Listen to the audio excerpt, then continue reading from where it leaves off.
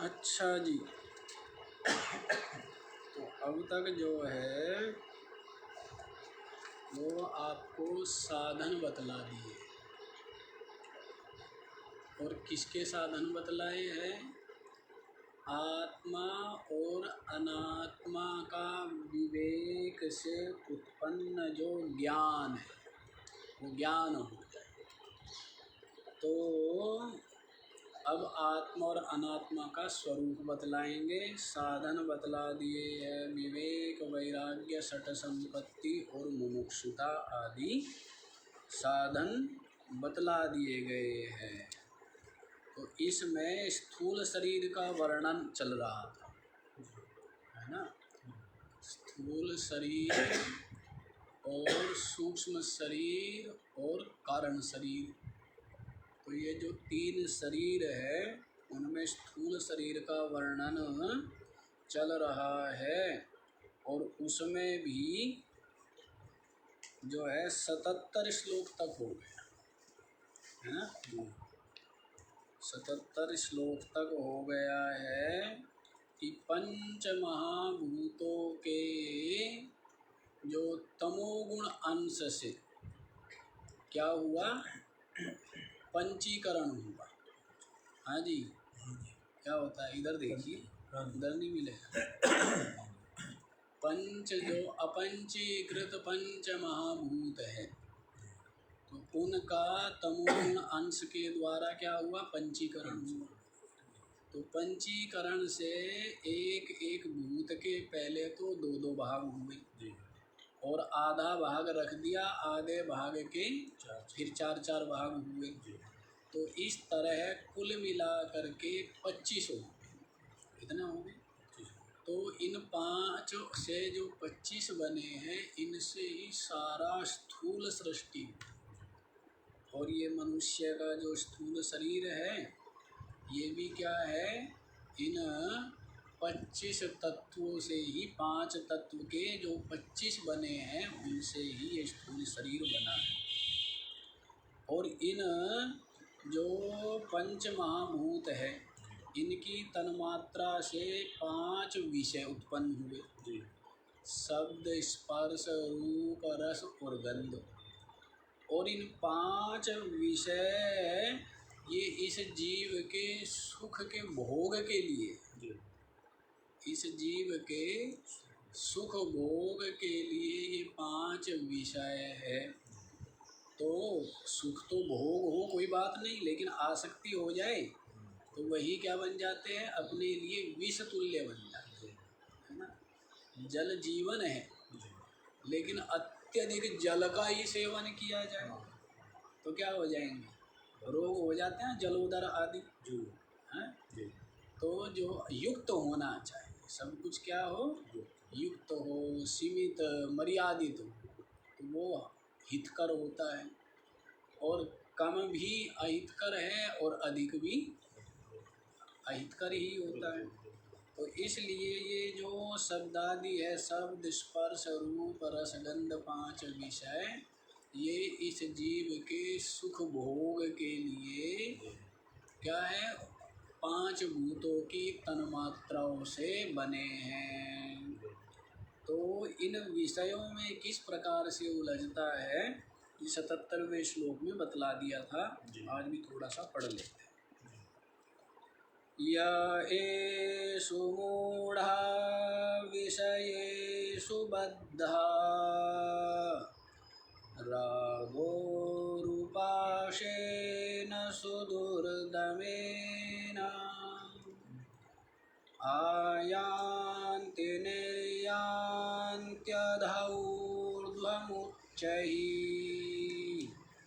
स्वकर्मदूतेन जवेन नीताः।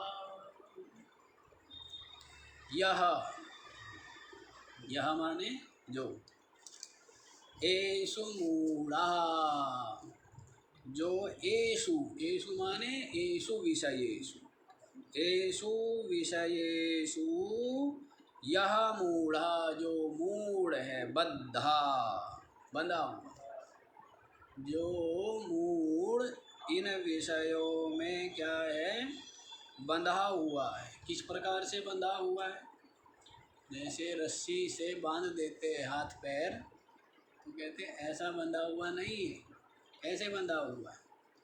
रागोरुपासेन, राग का जो उरुपास है, उरु माने जो विस्तृत पास है, राग उसमें जो आसक्ति हो जाती है या इन विषयों में जो क्या हो जाती है, अत्यंत आसक्ति हो जाती है, जो इन विषयों का ही क्या बन जाता है, कीट बन जाता है, कीड़ा बन जाता है।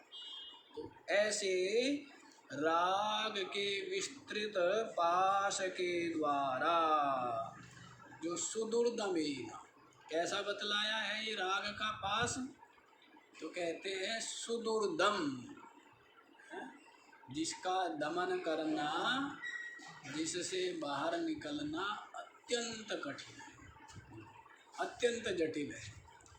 ऐसा राग के विस्तृत सुदुर्दम पास से ये बंध जाता है। मूढ़, मूढ़ा कौन बनता है?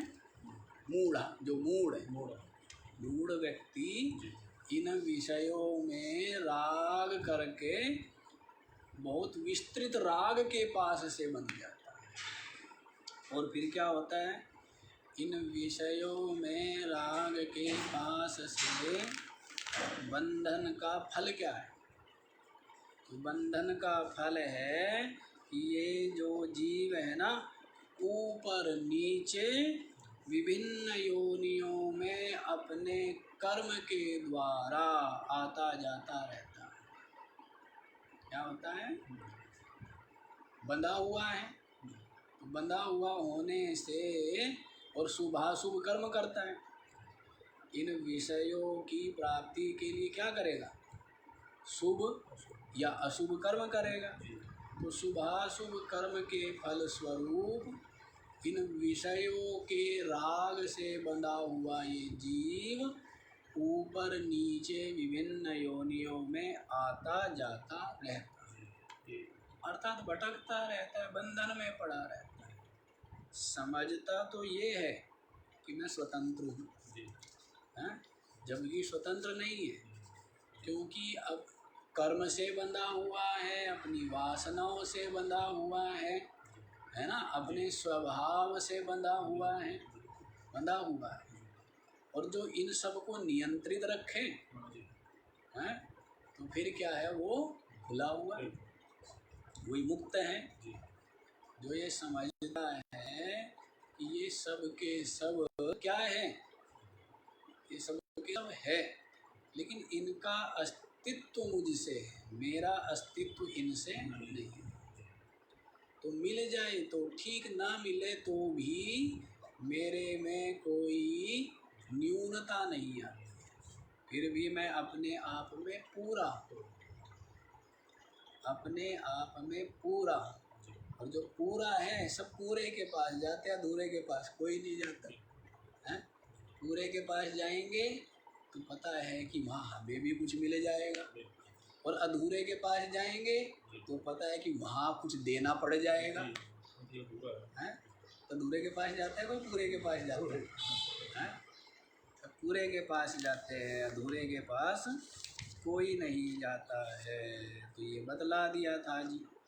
तो स्थूल शरीर का वर्णन, और ये जो किस प्रकार से बना और किस प्रकार से ये 5 विषय, और इन विषय ये बने तो इसके सुख भोग के लिए हैं, लेकिन राग के विस्तृत पास से बन जाता है और फिर विभिन्न योनियों में भटकता है। ये बतला दिया। अब जो है विषय निंदा करते हैं, विषय निंदा 78वां श्लोक। शब्दादिभिः पंचभिरेव पंच पंचत्वमापुः स्वगुणेन बद्धा कुरंगमातंगपतंगमीना भृंगानरः पंचभिरेव पंचभिरंचिता किम। हाँ जी, शब्दादिभिः पंचभिः एव पंचत्वम् आपुः स्वगुणेन बद्धः कुरंग मातंग पतंग मीन भृंगः नरः पंचभिः अंचितः किम। देखो जी क्या कहते हैं, शब्दादिभिः पंचभिरेव पंचः, है ना। पंचभिः शब्दादिभिः, ये शब्दादि कितने हैं? पांच। शब्द, स्पर्श, रूप, रस और गंध, इन पांच विषयों से ही सब के सब बंधे हुए। शब्द की आसक्ति, स्पर्श में सुख बुद्धि, और रूप में रूप दर्शन की आसक्ति, और रस और गंध। इस प्रकार ये पांच विषय है, और इन पांच विषयों की आसक्ति, और इन पांच विषयों में सुख मानके, और ये सारा जंजाल खड़ा करता है। सारा जंजाल अपने ऊपर असंयम होने से, अपने ऊपर संयम न होने से क्या चाहिए? दूसरा चाहिए। वो सामान इकट्ठे करता है। ये सामान किसको चाहिए? ये प्राणी, ये पदार्थ, ये वस्तुएं किसको चाहिए? हैं? उसी को चाहिए ना जिसका अपने ऊपर संयम नहीं, नियंत्रण नहीं। और जिसको कुछ नहीं चाहिए, जिसका अपने ऊपर संयम है, उसे कुछ नहीं चाहिए, तो किसी का बंधन नहीं हुआ, किसी का बंधन नहीं हुआ ना। और जिसको चाहिए तो उसको बंधन हो गया हर चीज का, है ना। चाहिए क्यों? क्योंकि अपने, दूसरा क्यों चाहिए? अपने ऊपर नियंत्रण नहीं है। इस तो देखो, शब्द चाहता है कि शब्द सुने, अच्छे अच्छे संगीत सुने, गाने सुने, तो ऐसा व्यसन हो जाता है शब्द श्रवण का भी कि बस पूछिए, काम छूट जाएगा। पर नहीं, अरे संगीत संध्या में जाना, ऐसा रस हो गया। देखो यहीं पर क्या बतला रहे हैं, पंचभिः शब्दादिभिः, जो ये पांच जो शब्दादि है, इनके द्वारा ही पंचत्वम आपुः, ये जो पांच है गिनाएंगे, आगे बतलाएंगे। पंचत्वम आपुः क्या हो जाते हैं? पंचत्व को, मृत्यु को प्राप्त हो जाते हैं। इन शब्दादि जो पांच है, इनके द्वारा ये पांच, कौन पांच बतलाएं? क्या होते हैं? पंचत्वम आपुः, मृत्यु को प्राप्त हो जाते हैं। कहते भाई वो तो पंचत्व को प्राप्त हो। जैसे पांच शरीर है ना, ये जो शरीर है हमारा पांच तत्वों से बना है, तो पंचत्व माने अपने अपने तत्वों में मिल गया। पृथ्वी, जल, अग्नि, वायु, आकाश, इन पांच तत्वों से बना है। तो शरीर छूट गया तो उसको क्या बोल देते हैं हम लोग? पंचत्व को प्राप्त। मिल गए अपने अपने कारण, अपने घर पहुंच गए। जहाँ से कहीं से मिट्टी लिया था, जैसे घड़ा बनाते हैं या कुछ बनाते हैं ना भाई, कहीं से मिट्टी ली, कहीं से पानी लिया, कहीं से भूसा लिया है, और क्या क्या लेते हैं, और फिर वो बनाया करते थे मूर्ति दुर्गा जी की, हैं? हाँ हमें पता है, गाँव में मिट्टी ले करके आते थे ना, चिकनी मिट्टी, और उसमें क्या मिलाएंगे? भूसा, और क्या क्या मिलाएंगे? बस पानी। हाँ, तो इस तरह से।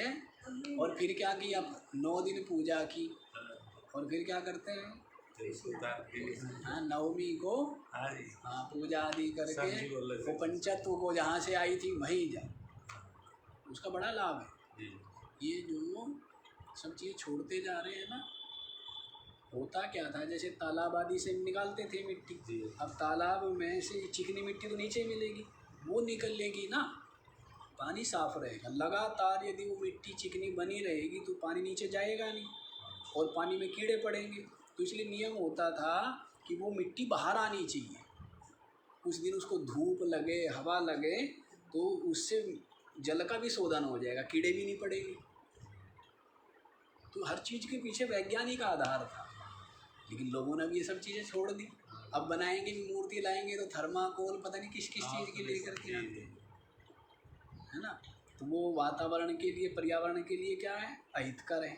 और वो क्या हो जाता था वातावरण के लिए, है ना, हर चीज़ का विज्ञान। अच्छा जी, तो यहीं पर देखिए, स्वगुणेन बद्धा, तो क्या है, अपने अपने गुण, अपने अपने स्वभाव से बंधे हुए ये 5 पंचत्वमापु, पंचत्व को प्राप्त हो जाते हैं। इन 5 विषयों के द्वारा मृत्यु को प्राप्त हो जाते हैं। बहुत सुंदर श्लोक है ये, पहले हम बहुत इसकी व्याख्या किया करते थे। ये समझ लीजिए कि शुरू में हमारी जो व्याख्या है, वो व्याख्या का मुख्य विषय ये रहा है। तो यही बतलाते थे। तो अब आप देखिए कि किस प्रकार से एक एक जीव एक एक विषय से बंध करके मृत्यु को प्राप्त होगा। देखिए क्या क्या नाम बतलाए हैं, कुरंग, पतंग, मातंग, कुरंग, मातंग, पतंग, मीना और भृंगा। कुरंग माने हिरण, कुरंग माने हिरण, बड़ा शब्द प्रेमी है, संगीत प्रेमी है हिरण। मातंग, मातंग माने हाथी, मातंग जो है हाथी, स्पर्श सुख के लिए बतलाएंगे। पतंग, और जो दीप शिखा पर, दीप के ऊपर उसकी शिखा पर पतंगा आते हैं ना, और जल करके मर जाते हैं, रूप इस विषय के कारण। मीना, और जो मछली है, वो क्या करती है, रस के लिए, मछली क्या करती है, रस के लिए वो कांटे में मछली उसका मांस का टुकड़ा बांध करके डाल देते हैं तालाब आदि में, और उसको खाने के लिए, रस के लिए आती है और उस कांटे में फंस जाती है। भृंगा, और ये जो भ्रमर है, भ्रमर, उस दिन महाराज जी की कैसेट लगाई थी ना, तो भ्रमर का दृष्टांत है। तो देखो जी, कुरंग माने हिरण। अब हिरण जो है बड़ा तीव्रगामी, बड़ा चंचल है, लेकिन ये जो हिरण को मारने वाले क्या करते हैं, बड़ा ही संगीत लगा देते हैं, कर्ण प्रिय है, हृदय को प्रिय लगने वाला क्या बजाते हैं, संगीत बजाते हैं। अब वो संगीत जो है उसको सुनने लग जाते, इतना तन्मय हो जाता है, भूल जाता है कि आसपास शिकारी भी हो सकता, कोई तेरे को बाण मार देगा, मर जाएगा, लेकिन मृत्यु का विस्मरण हो जाता है, मृत्यु की भी स्मृति नहीं रहती। तो संगीत सुनने में इतना तन्मय हुआ, शिकारी क्या करता है, वो अपने धनुष बाण के द्वारा बाण मार करके उसको मार देता है।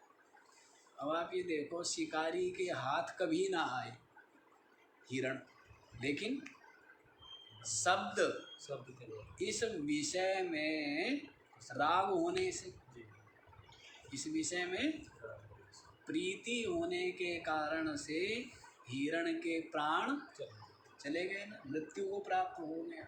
शब्द इस विषय, ऐसे ही मातंग, मातंग माने हाथी बतलाया। हाथी किसी के काबू में आने वाला है क्या? हैं? भी आने वाला है, बड़ा ही शक्तिशाली है, जंगली हाथी बड़ा शक्तिशाली। लेकिन क्या होता है, जब ये हाथी जो है ना मदमस्त होता है, उसके कानों से क्या बहने लग जाता है? मद बहने लगता है। हाँ, उसी पर तो आकर के बैठते हैं, भरभर उसको तंग करते हैं, वो अलग विषय। तो जब मदमस्त होता है स्पर्श सुख के लिए, हैं, तो क्या करते हैं ये हाथी को पकड़ने वाले, हैं, एक गड्ढा खोद देंगे और गड्ढे को ढक देंगे और पास में एक हथीनी को, हो सकता है वो भी घास फूस की बना करके, और वो रखेंगे। अब हाथी तो मदमस्त है स्पर्श सुख के लिए, जबकि हाथी चलता है सदा बड़ी सावधानी से चलता है, सूंड आगे है देख करके चलता है, कहीं गड्ढा तो नहीं है। हाथी बड़ा सावधानी से चलता है वैसे, लेकिन जब मदमस्त है, मदमस्त को कुछ दिखता है तो फिर वो मदमस्त है, उसको हथीनी दिखती है कि, तो वो दौड़ा दौड़ा आता है और गड्ढे में गिर जाता है। फिर ये जो महावत लोग हैं, ये हाथी पालने वाले, बहुत समय तक तो उसको भूखा रखेंगे। गड्ढे में गिर गया वो, बहुत समय तक भूखा है, अब वो भी जान चुका है ना, तो तू यहाँ से निकल सकता और तू भूखा प्यासा मरेगा। हाथी को पता लग जाता है, 8-10 दिन में समझ आ जाता है कि तू निकल भी नहीं सकता और भूखा प्यासा तू मरेगा, भूख से प्राण वैसे निकल रहे। तो वो क्या करते हैं, फिर एक आदमी उसको धीरे धीरे खाने को पीने को देने लगता है। तो हाथी समझता है ये तेरा शुभचिंतक है, इसकी वजह से ही तेरे प्राण बच रहे हैं, है ना। और फिर धीरे धीरे मित्रता हो जाती है, हाथ फेरने लगता है, खाने को देता है, तो गड्ढे को लंबा खोद करके हाथी को निकाल लेते हैं। हाथी समझता है बस यही है मेरा तो यही है, इसने गड्ढे से बाहर निकाला, यही भोजन देता है, यही पानी देता है, और इसके बिना तो तेरा जीवन ही नहीं है। तो हाथी उसके पीछे पीछे हो लेता है, और फिर जैसा होना चाहता है ऐसा नाचता है। तो हाथी इतना शक्तिशाली किसी के वश में ना आए, हैं, लेकिन स्पर्श, इस सुख, इस विषय, स्पर्श इस विषय में आसक्ति होने से, और आसक्ति किन में होती है? जिनमें सुख बुद्धि हो, सुख मानते है ना जी, बन जा। तो स्पर्श इस विषय में आसक्ति होने से कभी बंधन में न आने वाला हाथी भी बंधन को प्राप्त हो गया, और दूसरे लोग होंगे तो दांत आदि निकाल करके और बेच भी देंगे, मार देंगे उसको। तो देखो पंचत्वम आपो, क्या मृत्यु को प्राप्त हो गया ना। और बंधन से बड़ी कोई मृत्यु है क्या? प्राण निकल गए, लेकिन बंधन से बढ़ करके हैं क्यों जी? कोई सीमा है बंधन की? बंधन में बंधा हुआ है, शरीर का बंधन, मन का बंधन है, बंधा हुआ है। बंधन से बड़ी तो कोई मृत्यु नहीं, बंधन ही मृत्यु है और कोई मृत्यु नहीं। इसलिए अज्ञान सबसे बड़ी बंधन और सबसे बड़ी मृत्यु। अच्छा जी, तो मातंग की कहानी हो गई, हाथी की। पतंगा हैं, छोटे छोटे होते हैं ना पतंगे, तो खूब देखे होंगे। ग्रामों में पहले लालटेन जलाते थे, तो क्या है, पतंगे कितने मंडरा। तो अग्नि जो है ना चमकीली है, अग्नि क्या है, तो पतंगा अग्नि के ऊपर रूप पर मोहित हो जाता है, क्योंकि इतनी चमक है अग्नि में। तो पतंगा जो है क्या होता है, रूप की बड़ी आसक्ति है उसको, इतना मोहित हो जाता है, शरीर की सुध बुध होती नहीं, और वो अग्नि को क्या करता है, गले लगाता है। क्या करता है, और उस क्या होता है गले लगाने में, अब आग को आप गले लगाओगे तो क्या होगा, भस्म हो जाएगा। तो भस्म हो जाता है। पतंगे आ करके क्या हो जाते हैं, दीप शिखा के ऊपर भस्म। सावन भादों में कितने आते हैं? हाँ, बरसात के मौसम दुनिया बहुत जल करके पड़े रहते हैं दीपक के पास, खूब बड़े बड़े है ना, जल करके पड़े रहते हैं, जलते जलते रहते हैं, चट चट चट चट। तो पतंगा देखो किस प्रकार से बंधन को प्राप्त होते हैं। रूप इस विषय में आसक्ति होने से पतंगे का जो है मृत्यु को प्राप्त हो गया। मीना माने मछली।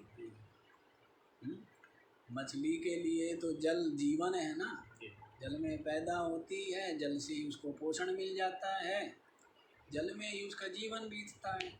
लेकिन मांस के टुकड़े के लालच में रसना सबसे खतरनाक है। सबसे खतरनाक यदि कोई है, ये जीव ये वश में है ना, तो सब वश में। ये दो काम करती है। ये क्या करती है? ये वश में कर लो बस। राम जी ने पूछा भरद्वाज जी से कहाँ रहना चाहिए, कहाँ रहना चाहिए, तो कहते बस ये काबू में कर लो, फिर कहीं रहो, इसको पकड़ लो और फिर कहीं रह लो, कोई दिक्कत नहीं है। सब जगह स्वर्ग है। और यदि ये काबू में नहीं है तो स्वर्ग में भी नरक थोड़ी सी देर में बन जाता है। नहीं, बस इसको काबू करके रहो। जितम रसे जितम सर्वम। रसनेन्द्रिय को जिसने जीत लिया उसने सब कुछ जीत, मन भी जीत लेगा। अब जिसने रसनेन्द्रिय को वश में नहीं किया वो कहे कि मैंने मन जीत लिया, झूठी बात, बिल्कुल झूठी बात। रसनेन्द्रिया वश में नहीं है तो बाकी कोई इंद्रिया भी वश में नहीं होगी, और मन की बात तो दूर, मतलब नहीं। सबसे मुख्य प्रधान है ये रसनेन्द्रिय। तो रसनेन्द्रिया रस इस विषय में क्या आसक्ति होने के कारण से मछली स्वच्छंद विचरण करती है, बड़ा ही जल के अंदर क्या करती, क्रीड़ा करती है, किल्लोल करती है।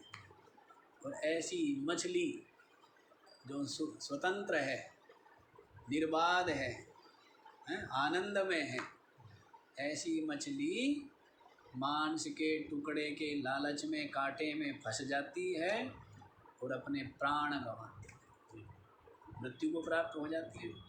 पेट चीर करके खा जाते हैं मांस भक्षी लोग।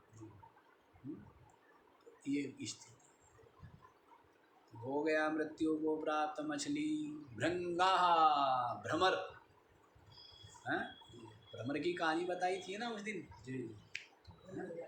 हाँ, तो भ्रमर जो है उस पे क्या है, गंध सुगंध रस लेता फिरता रहता है, नवीन नवीन पुष्पों का, फूलों का।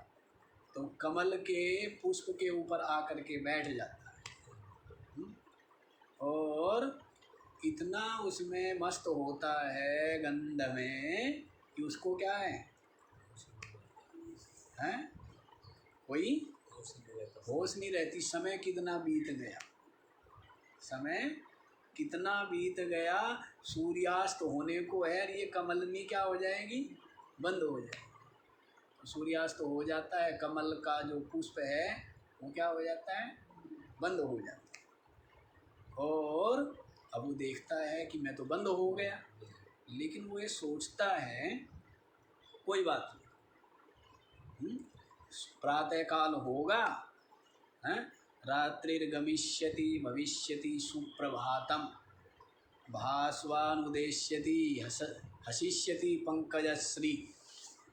इत्थं विचिन्त्य कोशगते द्विरेफे हा हंत हंत हंत नलनी गज उज्जहार। सोच रहा है भ्रमर, बंद हो गया कमल के फूल के अंदर। सोच रहा है रात्रिर्गमिष्यति, रात बीतेगी, भविष्यति सुप्रभातम, प्रातःकाल होगा, भास्वानुदेश्यति, सूर्यदेव उदित होंगे, हसिष्यति पंकजश्री, और ये जो कमल है ये खिलेगा। और इस प्रकार बेचारा सोच ही रहा था। इत्थम विचिन्त्य कोश गते द्विरेफे, इस प्रकार से उस कमल के अंदर बंद हुआ। वो भ्रमर सोच ही रहा था कि इतने में प्रातः काल जल गज को, हाथियों को प्यास लगी, स्नान आदि करने, पानी पीने, क्रीड़ा करने तालाब में आ गए। तालाब में खिलता है ना कमल, तो उसने, वो तो क्रीड़ा करते हैं हाथी, तो कमल को उखाड़ उखाड़ करके खेलते हैं, तो उसको क्या किया, उसने उसको भक्षण कर लिया, खा लिया या पैरों से कुचल दिया, तो भ्रमर भी क्या हुआ, मर गया ना। जबकि आपको बताया था कि भ्रमर के दांत ऐसे होते हैं, वो लकड़ी में छेद कर सकता है, लकड़ी को काट सकता है, लेकिन और किस में बंद हो गया, कमल के फूल जो पंखड़ी है वो तो सबसे कोमल है, बंद किस में हुआ, हाँ गंध।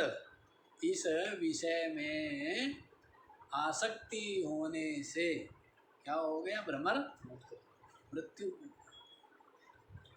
तो यहाँ पर ये बतला रहे हैं कि ये 5 जीव एक एक विषय में आसक्ति करके मृत्यु को प्राप्त होंगे। हिरण, हाथी, पतंगा, मछली और भ्रमर क्या हो गए, मृत्यु को प्राप्त होंगे, ये 5। तो भृंगा नरः पंचविरंचितः किम, आदमी का क्या होगा, ये तो एक एक विषय है, एक एक विषय है, और आदमी क्या है, पंचभी अंचितः किम नरः, नरः किम, जो इन 5 से आसक्त है, 5 ही विषय, शब्द भी प्रिय शब्द, रस है, रस चाहिए ना, शब्द नहीं, स्पर्श, 10 बार में पहले क्या है, स्पर्श, स्पर्श सुख भी, और फिर रूप, सुंदर सुंदर रूप, रूप देखने में रहता है, और रस क्या चाहिए, स्वादिष्ट, हाँ खट्टा, अब मीठा चाहिए थोड़ी थोड़ी देर में है, तो एक है हमारे भगत, उनकी बड़ी मजाक करते हैं, ये फ्लेवर नहीं आया तो उनको क्या होता है, थोड़ी छोटी देर में कभी क्या वो बना दो, कभी मीठा, फिर थोड़ी देर में खट्टा, कभी थोड़ी देर में कड़वा, कभी कुछ, और बात में बोलते हैं फ्लेवर नहीं आया। सुन रहे होंगे वो भी सुन रहे हैं, सुनते हैं, तो क्या है, रस है, इस विषय में आसक्ति होने से झगड़े होते हैं ना घरों में, हैं, तो इन्हीं बातों से झगड़े होते हैं, या तो खाने के ऊपर झगड़े होंगे, नमक ज़्यादा डाल दिया, मिर्चें ज़्यादा डाल दी, ये नहीं डाला, वो नहीं डाला, ये तो झगड़ा इस बात का है, और या फिर जीभ चलाने का, हाँ, बोलते रहो, बोलते रहो। जो भी कोई लोग बोलता है ना, मैं उनको नमस्कार, बहुत नमस्कार करता हूँ, क्योंकि बोलना हमारे लिए यदि धरती पे सबसे कठिन कोई काम है, यदि हम धरती पर कोई कठिन काम मानते तो केवल एक, हाँ ये बड़ा कठिन बोलना, तो है ना, क्यों गले में दिक्कत है। आप लोगों को लग रहा है कि मैं बहुत धीरे बोल रहा हूँ, मैं इतनी ताकत लगा रहा हूँ क्योंकि वो बताया था ना आपको, दिक्कत है गले में वो बोलने से, तो काफ़ी ताकत लग रही है। बोलना सबसे कठिन काम, मैंने अपने जीवन में जो अब तक अनुभव किया है, बोलना कठिन है, इसलिए मौन, और मौन से सुंदर कुछ नहीं। मूर्ख व्यक्ति भी है ना, मौन है ना जब तक, तब तक लोग सोचेंगे भाई बुद्धिमान है, समझ में। मौन, समय पर बोले, सीमित बोले, सार युक्त बोले, कैसा बोले, सुष्ठु सारम मितम मधु, क्या बोलना चाहिए, सुष्ठु सारम मितम मधु, ये वाणी के 4 भूषण है। सुष्ठु बोलो, सुंदर तरीके से बोलो, जैसे जब आपका क्रोध होता है तब आप कैसे बोलते हो, सुष्ठु, सुंदर तरीके से बोलो। सारम, लंबा चौड़ा मत बोलो, सारम। मितम, थोड़ा, उसमें भी सार भी, हाँ घंटों पर वचन दोगे तो फिर गड़बड़ हो जाएगा, फिर आप कहोगे जी आप तो घंटों पर वचन आप देते ही हो ये सत्संग है। तो सुष्ठु सारम मितम, थोड़ा, मधु, मीठा, ऐसा बोलो, कड़वा मत बोलो, कि किसी के हृदय पर घाव करें, ऐसा नहीं बोलना चाहिए। मीठा वचन बोलना चाहिए। मीठा, तुलसी मीठे वचन से सुख उपजत चहु और, वशीकरण यह मंत्र है तज दे वचन कठोर। किसी को वश में करना हो ना, बड़ा साधारण है। किसी को वश में करना हो अपने, बस क्या करो, मीठा वचन। क्या करो, तुलसी मीठे वचन से सुख उपजत चहुओ। सब और तरफ क्या हो जाता है, सुख। वशीकरण यह मंत्र है, ये मंत्र है वश में, कहते हैं ना वशीकार मंत्र चाहिए हमें, वो हमारे वश में हो जाए, तो उसका एक ही तरीका है। वशीकरण यह मंत्र है, मंत्र है ये वश में करने का। तज दे वचन कठोर, कठोर वचन मत बोलो, बस हो गया, सब हो गया आपके वश में। लड़ाई तो बोलने की है। वशीकरण यह मंत्र है तज दे वचन कठोर। कहीं कहीं लोग, जैसे हमारे गुरुजी के लिए तो है ही, कितना मीठा और कितना प्रिय बोलते थे, है ना, कि लोग बोलने का भी क्या करते थे, कोशिश करते थे कि हम भी उनके जैसे बोल। अरे क्या कर रहे हो भाई, हैं, बोलने का बड़ा वो था। तो ऐसे मैं देखता हूँ कई लोगों, भगत है यहाँ मेरठ में, ग्राम में है, उससे सब लोग पूछते, मैं भी उससे पूछ चुका कि तू गांव में रहते हुए इतना सुंदर कैसे बोल सकता है। इतना सुंदर बोलता है, इतना मीठा बोलता है। किसान है, और किसान साधारण किसान नहीं, बहुत बड़ा किसान है, और इतना सभ्य, और शहर में भी कोई आदमी इतना मीठा बोलने वाला हमें अब तक नहीं। इतना मीठा बोलता है उसकी वाणी में। जी जी जी जी, ठीक है जी, तू वहाँ गया है महाराज जी, ऐसे बोलता है। बोलने की वो है। मैं उससे पूछ रहा था कि ये तू इतना, और तुम्हारे तो परिवार, इतना बड़ा परिवार, सबके सब चौधरी, गाँव की भी तुम चौधरी हैं, वैसे ही अहंकार होना चाहिए, वैसा इतना वो हो रहा था तुम लोगों को, तो पूरे गांव में इतने बड़े जमींदार। उसने बताया कि जब मैं अपने मामाओं के पास रहता था, अब वो सब लोग पढ़े लिखे थे, तो कहते वहाँ उन लोगों का बोल चाल आपस में ऐसी थी, तो कहते मैंने वो पूरी तरह पकड़ ली, पूरी पकड़ ली। यहाँ आता है तो मैं उसको ये टोकता रहता हूँ इन बातों के लिए, तो बोलता बड़ा मीठा है भाई, इतना सुंदर बोलता है, बहुत सुंदर। आप लोगों ने भी देखा हुआ है, नाम तो बताऊंगा नहीं अभी, वो भी सुन रहा होगा और उसके भाई लोग भी सुन रहे होंगे। अच्छा जी। तो नरः पंचभिः अंचितः किम, मनुष्य का क्या होगा, जो पांचों के पांचों विषयों से, विषयों में क्या है, आसक्त। 5 विषय याद हो गए, क्या क्या, शब्द स्पर्श, रूप, रस, गंध, 5 विषय। काम ज़्यादा नहीं है। काम तो व्यक्ति यदि लक्ष्य रखे अपनी दृष्टि में, काम निमटाना हो, जैसे फैला के रखो, अस्त व्यस्त हो, व्यवस्थित दिनचर्या ना हो तो दिन भर ना निमटे, और यदि व्यवस्थित दिनचर्या हो तो काम उस समय ये वो कर लेंगे, उस समय वो हो जाएगा, उस समय वो हो जाएगा। तो 5 विषय इनसे छूट जाए, और इनको तो बोला है ना, काम, क्रोध, लोभ, मोह और अहंकार, ये 5 जो है, षड रिपु भी जोड़ बोल देते हैं इनको, षड रिपु। मद और मत्सर जोड़ लेते हैं, काम क्रोध लोभ मद, काम क्रोध लोभ मोह मद मत्सर, तो ये षड रिपु, 6 शत्रु है, शत्रु है मित्र है, शत्रु है, और मानता क्या है। अब व्यक्ति की मित्रता जो होती है ना, वो उनसे ही होती है। आज के समय में मित्रता किनसे होती है, दुष्टों से, शत्रुओं से मित्रता करेगा, फिर वे उसको क्या करेंगे, हानि पहुंचाएंगे, फिर रोएगा। दुश्मन कौन, अपने घर वाले दुश्मन। आज के लोगों की दृष्टिकोण है, बाकी धरती पे कोई दुश्मन नहीं है। दुश्मन कौन है उनके? जो उनको सही रास्ता दिखाने वाले, जो सही रास्ता दिखाएंगे ना, वे दुश्मन है। माँ बाप दुश्मन बने। दुश्मन कौन है? माँ बाप।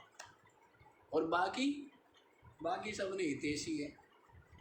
वो कोई हितैषी नहीं है, वो खाली मीठा बोलने वाले हैं, है ना। मौका पड़ेगा तो सबके सब क्या होंगे। लेकिन आजकल के जो बच्चे हैं उनको तो अच्छे कौन लगते हैं? माँ बाप तो लगते हैं दुश्मन। हाँ, बस पैसे देते रहो, बाकी बोला तो तुम दुश्मन हो। बोलना नहीं, आपको बोलने का अधिकार नहीं है। एटीएम बोलता थोड़ा है। एटीएम तो खाली कहते हैं नोट। हम गए नहीं आज तक कभी एटीएम वैसे, सुना तो है ही, नोट बरसाता है एटीएम, बाकी बोलता नहीं है।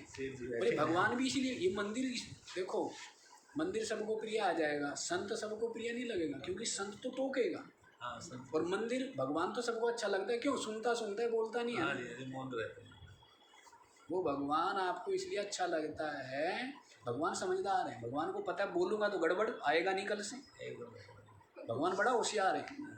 सही बात है ना। भगवान जानता है आपको, सब सुन लेता है, वो सुनाता है। पता है कि कितने दुष्ट हैं, है ना।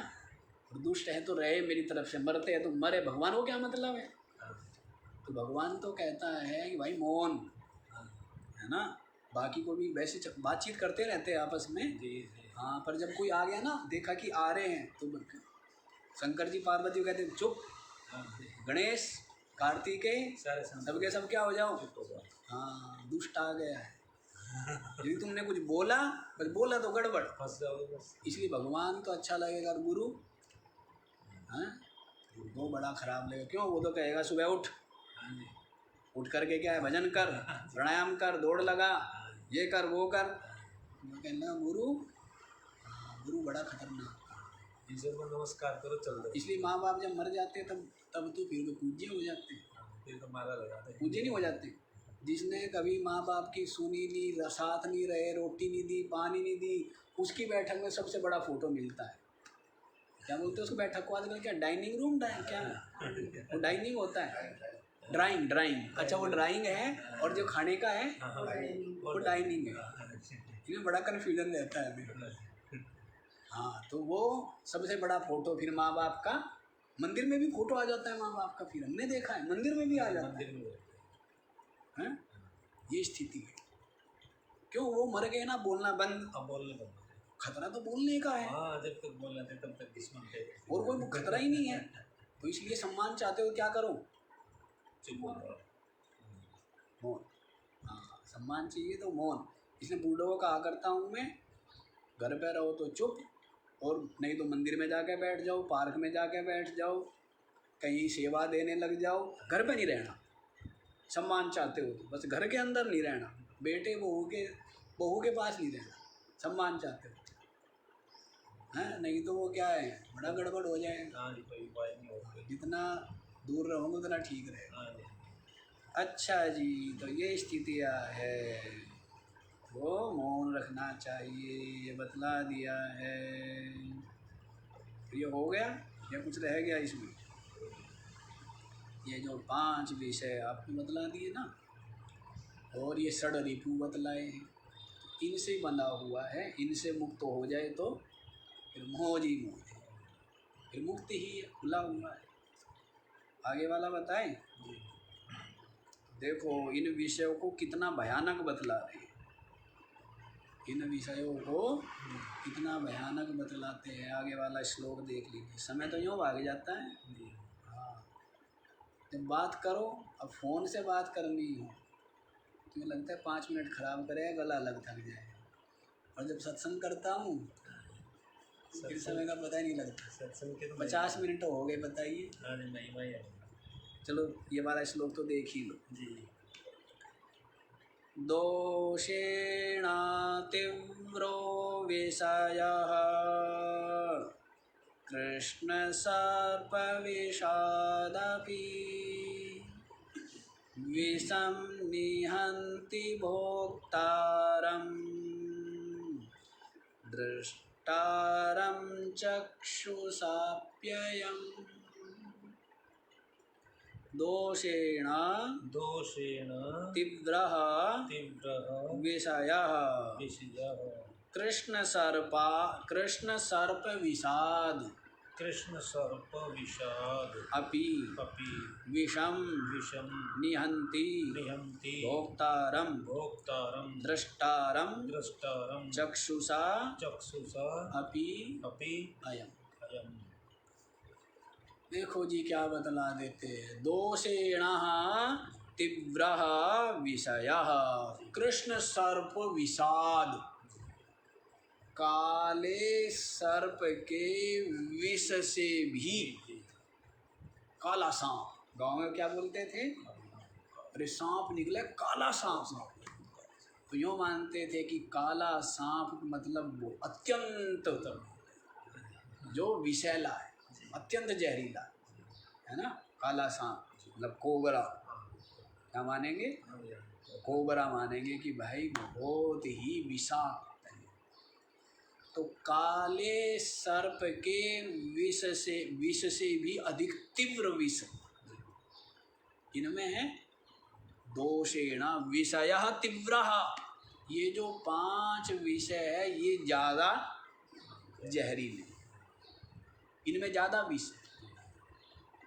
काले सर्प के विष से भी तीव्र विष किनमें है, इन विषयों में। कैसे बतलाएंगे, क्यों है बतलाएंगे, आगे स्पष्ट करें।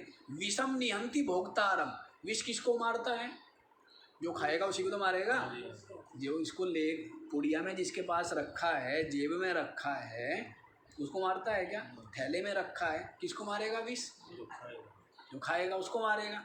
लेकिन विषय चक्षुषाप्ययम, देखने मात्र से ही चढ़ जाता है जहर। इन विषयों का क्या है, कहीं देख लिया धन, देखते ही क्या हो जाता है, लोग देखते ही क्या होता है ना, लोग उठा लिया जाए या कैसे कमाया जाए या कैसे किया जाए, तो देखने से ही ना। विषम निहंति भोक्तारम, ये जो विष है ये तो जो खाने वाला है, जो इनका सेवन करते हैं उसको ही मारते हैं। द्रष्टारम चक्षुषा अपि अयम, अयम ये तो ये जो विषय है ये क्या करते हैं, चक्षुषा द्रष्टारम अपि निहंति, जो केवल जिसने आँखों से देखा है उसी को ही, दर्शन करने मात्र से ही ये जो विष है ये क्या कर देता है, उसके ज्ञान, उसके विवेक, उसके धर्म, उसके कर्म, उसके कर्तव्य, उसके सदाचार सबको है। जैसे दूध है, खूब मलाई है दूध, खूब चिकनाई है, एक पत्ती, थोड़ी सी पत्ती डाल दो, आधी चम्मच चाय की पत्ती, सब चिकनाई कहाँ गई, सब भक्षण कर गई हैं। वो चिकनाई कहाँ चली जाती है, बताया था ना उस दिन भी हमने, क्या बताया था। अब आप सोचो, दूध में जो कुछ नहीं छोड़ती, किलो भर दूध में, 2 किलो दूध में, अब उस चाय को आप पिएंगे, आपके अंदर छोड़ेगी क्या कुछ वो हैं, जो सारी चिकनाई विकनाई है सबको खत्म कर देगी, नहीं कर देगी, इतनी खतरनाक। अच्छा हाँ, दौड़ दौड़ करके पियो। हाँ, और ये देखो आप, जैसे नींबू हैं, 1-2 बूंद ही किलो 2 किलो दूध को क्या कर देती है, फाड़ देती है। तो वैसे ही ये जो विषय है, द्रष्टारम, दृष्टा को चक्षुषा द्रष्टारम, दृष्टा को जो चक्षु से देखा है उतने मात्र से ही ये विष निहंती, उसको मार दे।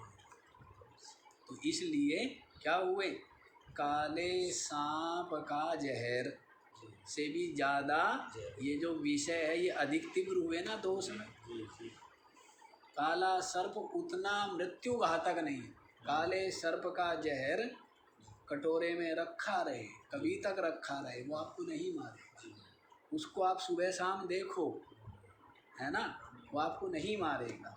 लेकिन ये देखने से मालूम। हाँ, जब उसको तो आप जब पियोगे तो ही मारेगा। तो और ये तो चक्षुषा द्रष्टारम अपि अयम निहंति, ये जो विषय है ये तो दृष्टा को ते आँखों से देखने मात्र से ही मार दे। ये विषय शब्द स्पर्श रूप रस और गंध, इन 5 विषयों की आसक्ति से बंधा।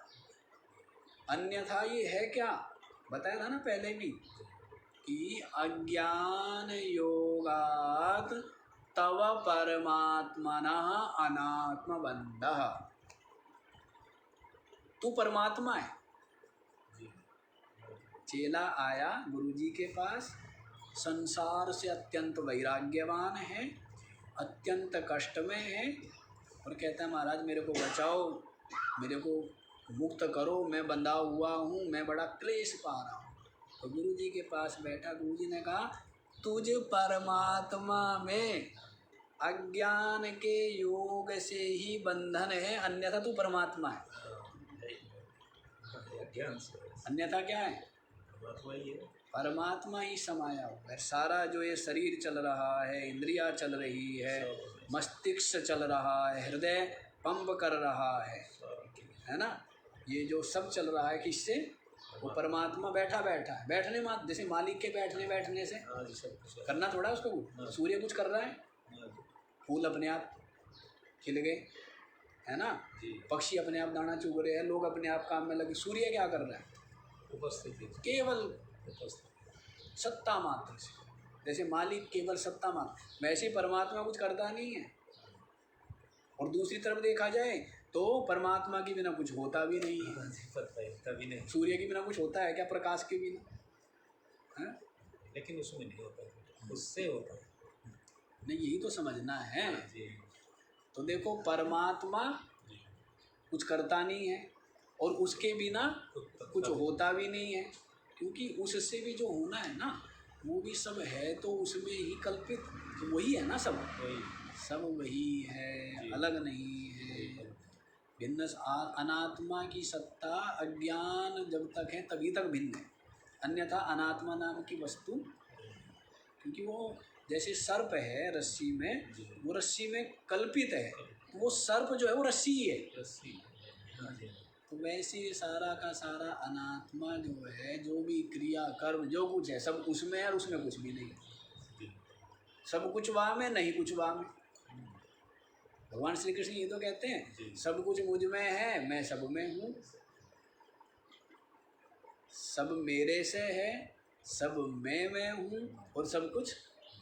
तो वैसे ही आत्मा में ही सब कल्पित है। और वो आत्मा परमात्मा कहाँ है, वो अपने हृदय में। कल सुना रहे थे ना ये प्रेमानंद जी, क्या सबक सुना रहे थे, काहेरे मन खोजन जाई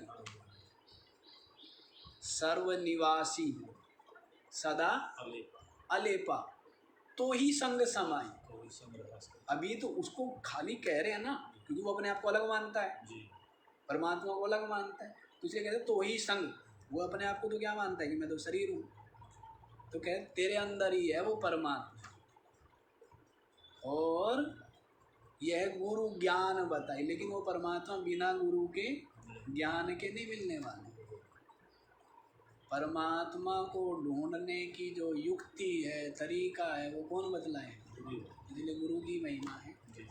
हमारे भारतीय दर्शन में तो सारी महिमा किसकी है, परमात्मा की, हो या ना हो। जैन धर्म है ना, जैन में ईश्वर को नहीं मानते, जैनी लोग ईश्वर को नहीं मानते, लेकिन वे भी आचार्य को, गुरु को मानते। कहते ईश्वर क्या हो, ईश्वर को, इसलिए नास्तिक माने जाते हैं जैनी, क्योंकि हमारे यहाँ नास्तिकता की परिभाषा है जो ईश्वर को और वेद को की सत्ता ना माने उसको नास्तिक कहते हैं। जैसे बुद्ध, भगवान बुद्ध हुए हैं तो उनको भी नास्तिक मानते हैं बौद्धों को, क्योंकि वो भी ईश्वर को नहीं मानते हैं।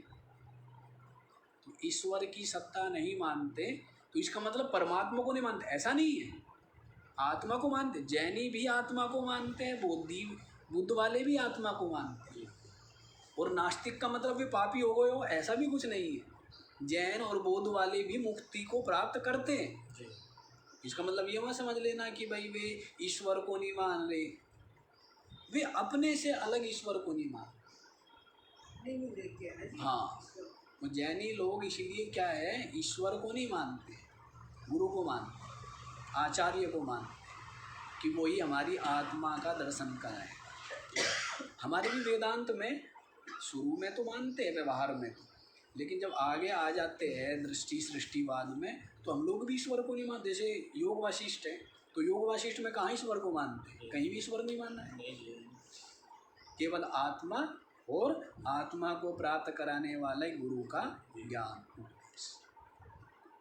तो क्या आएगा ना कि बिनु ज्ञान यह गुरु ज्ञान बताए, बाहर भीतर एक ही जानो यह गुरु ज्ञान बताए, जन नानक बिन आपा चीने मिटे न भ्रम की काई। जी कह नानक बिन आपा चीने मिटे न भ्रम। तो कितना स्पष्ट है। नानक जैसे संतों ने क्या किया, ऐसा नहीं कि अलग से ज्ञान दिया, वेदों में वो ज्ञान था, लेकिन वेदों में से उस ज्ञान को निकालना ऐसा है दूध में से घी को निकालना। संतों की वाणी क्या है, मक्खन सामने थाली में रख देना, इतना अंतर है।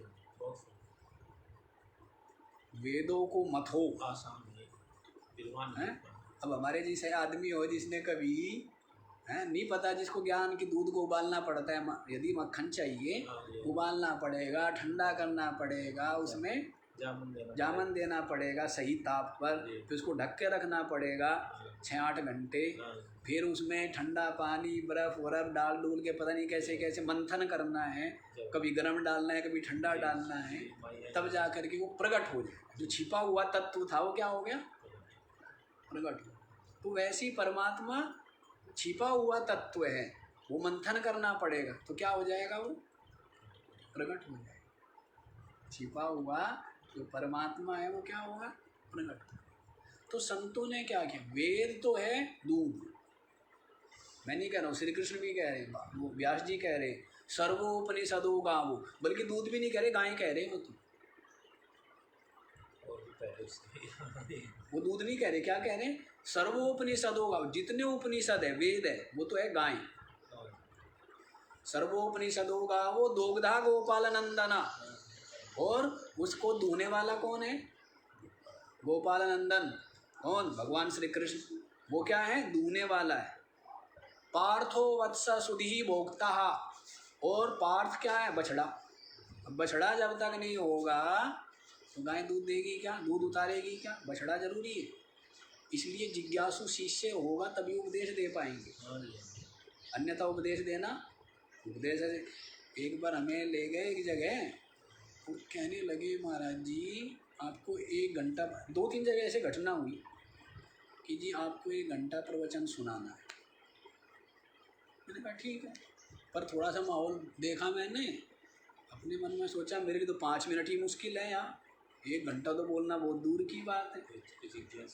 तो क्यों सबके सब बहिर्मुख, सबके सब यूँ चंचल, सबके सब यूँ बातचीत कर रहे, कोई जो है स्वेटर बुन रहा है, कोई कुछ कर रहा है, कोई सब्जी काट रहा है, आदमी 1000 थे वहाँ हैं, कोई आ रहा है कोई अपनी आदत इतनी ख़राब है, बैठा है ना आदमी, गर्दन भी यूँ ना करे, यूँ रहना चाहिए बिल्कुल, उसके लिए सब प्रलय है, केवल हमें हमारी बात सुने, आदत खराब पड़ी हुई है। तो अब वहाँ उन्होंने कहा कि आपको 1 घंटा प्रवचन करना है, देख तो मैंने लिया, मैंने कहा भाई बड़ा मुश्किल काम, फिर भी मैंने कहा चलो करता हूँ, शुरू किया। 5-10 मिनट में हालत ख़राब होगी मेरी। फिर वो महात्मा बार बार आग्रह कर, और सुनाओ जी, और सुनाओ जी, और सुनाओ। फिर मैंने फिर हिम्मत की, 5-7 मिनट में फिर हो गया काम। फिर भी आग्रह करने लगे, थोड़ा और सुनाओ जी, और सुनाओ जी, और सुनाओ जी। फिर शुरू करना पड़ा, 2-4 मिनट में फिर खत्म। फिर मैंने हाथ ही जोड़ दिया, मैंने कहा मेरे बस की। श्रोता जब तक एकाग्रचित ना हो, श्रद्धालु ना हो, रस ना ले रहा हो, है ना, जैसे आप मीठा खाते हो ना तो वो आपके चेहरे से दिखता है ना रस उसका, तो वैसे आप सत्संग सुन रहे हो। एक बार कुछ लोग बैठ गए सत्संग सुनने मेरे सामने, काफ़ी लोग बैठे हुए थे। अब मेरे को 1-2 चाहिए होता है, बाकी से ज़्यादा मेरे को वो नहीं होता है, 1-2 ठीक मिल जाए ना कि हाँ बाकी तो चुपचाप बैठे रहो गधे की तरह, पर एक दो ऐसा होना चाहिए कि हाँ बस आनंद आ रहा है। तो वो भक्त हैं, वो मेरे सामने बैठ गए 4-5, बड़ी रुचि लेते, लेकिन उस दिन पता नहीं क्या दिमाग में रहा होगा, ऐसे बैठ गए। सत्संग के बाद मैंने इतना धमकाया, मैंने कहा मेरे सामने यदि कभी बैठो, हाँ बिल्कुल ऐसा बैठो कि रस आ रहा है, स्वाद आ रहा है, हैं ऐसे बैठ गए जैसे कि तुम्हें पीट करके किसी ने बैठाया हुआ है ज़बरदस्ती। मैंने कहा खतरा काम है। तो फिर अब वो समझ गए, मैंने कहा ठीक बैठा करो बिल्कुल। तो यदि बछड़ा नहीं होगा तो गाय दूध उतारती है क्या?